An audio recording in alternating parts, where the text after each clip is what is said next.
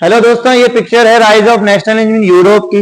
ये पिक्चर है, ये पिक्चर बनाई किसने है? ये बनाई है फ्रेडरिक सोरियू ने। फ्रेडरिक सोरियू नाम के आर्टिस्ट ने बनाई है, जो कि फ्रेंच आर्टिस्ट है। इसने क्या किया, 1848 में इसने 4 प्रिंट बनाई। 4 प्रिंट में से एक प्रिंट ये है, जिसका नाम है द पैक्ट बिटवीन नेशंस। इस पिक्चर का नाम है द पैक्ट बिटवीन नेशंस। ये सीबीएसई में 10th में पूछी जाती है, तो इसका नाम अगर आए तो पैक्ट बिटवीन नेशंस है। इसमें दुनिया को फ्रेडरिक सोरियू ने किस रूप में देखा? उसने देखा डेमोक्रेटिक एंड सोशल रिपब्लिक रूप में। यानी उसके कहने का मतलब था कि दुनिया कैसी होनी चाहिए? दुनिया डेमोक्रेटिक होनी चाहिए। डेमोक्रेटिक का मतलब होता है ऐसी गवर्नमेंट जो जनता द्वारा चुनी जाए, ठीक है। और सोशल मतलब क्या होता है? सामाजिक। सामाजिक मतलब जहां पे रिसोर्सेज जो है उस पर अधिकार लोगों का हो, लोगों की भलाई के लिए उसे यूज किया जाए, ना कि किसी का प्राइवेट प्रॉपर्टी वगैरह नहीं रहती, पूरी गवर्नमेंट के अंडर में रहती है, वो होती है सोशल। क्लियर? उसके बाद बात करते हैं रिपब्लिक की। रिपब्लिक यानी गवर्नमेंट की एक ऐसी फॉर्म जहां पे जो देश का हेड हो वो जनता द्वारा डायरेक्ट या इनडायरेक्ट चुना जाए, वो कहलाता है रिपब्लिक। ठीक है दोस्तों, बात करते हैं देखो सीन की। तो इसमें स्टैच्यू ऑफ लिबर्टी है, ये सारे पूरे देश लाइन से निकल रहे हैं, स्टैच्यू ऑफ लिबर्टी को होमेज दे रहे हैं, श्रद्धांजलि दे रहे हैं अपनी। ठीक है, इनका जो फ्लैग है उससे पता चल रहा है इनकी कि भाई कौन सा देश, कौन सा नेशन क्या है। ठीक है, ऊपर जो है वो एंजल्स हैं, जीसस क्राइस्ट वगैरह दिखाई दे रहे हैं, ये अपनी ब्लेसिंग्स दे रहे हैं सभी को। यानी कि ये पूरा एक आइडियल है पूरा। ठीक है, सीन ये जो आगे आप देख रहे हो पिक्चर के फोरग्राउंड में, ये रिवेंट्स है एब्सोल्यूटिस्ट इंस्टीट्यूशंस के। एब्सोल्यूट इंस्टीट्यूशंस मतलब वो इंस्टीट्यूशंस जो कि जिन पे कोई कंट्रोल नहीं था, अनकंट्रोल्ड पावर, यानी कि जैसे मोनार्की वगैरह ये सब हुए, ये सारी चीजें, ये सब है मोनार्की वगैरह, ये है ऑटोक्रेटिक इंस्टीट्यूशंस या एब्सोल्यूट इंस्टीट्यूशन जिन पे कोई पावर नहीं है। साइड में न्यू वर्डिंग्स भी दे रखी है, आप वो पढ़ सकते हो। ठीक है, तो ये पिक्चर बनाई। अब ये जो पूरा विजन था, ये किसका विजन था? फ्रेडरिक सोरियू का विजन था। विजन यानी कि क्या है? आगे से देखने वाली चीज। क्या है? आगे से देखने वाली चीज, यानी कि भविष्य के लिए उसने बनाया है। अब इस विजन को क्या कहा गया? इस विजन को कहा गया यूटोपियन विजन। क्या कहा गया? यूटोपियन विजन कहा गया।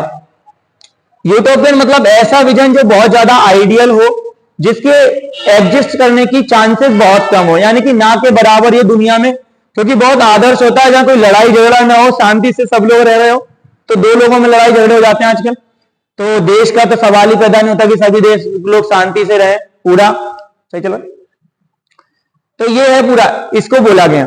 अब देखो यहाँ पे क्या अलग अलग नेशन जो अपने फ्लैग से पहचाने जा रहे हैं, नेशनल कॉस्ट्यूम में उन्होंने पहन रखी है।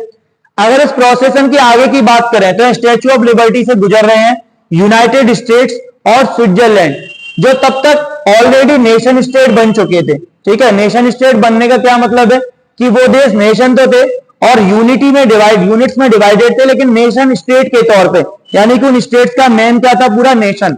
अलग अलग उनका राजा नहीं था, एक ही गवर्नमेंट थी पूरे नेशन की, और उनको बांट रखा था यूनिट्स में, स्टेट्स में। तो ये हो गया नेशन स्टेट की थ्योरी बोलते हैं इसे। इसे क्या कहते हैं? नेशन स्टेट की थ्योरी। उसके पीछे की बात करें अगर यूनाइटेड स्टेट्स और स्विट्जरलैंड के बाद की, तो क्या है? फ्रांस आता है।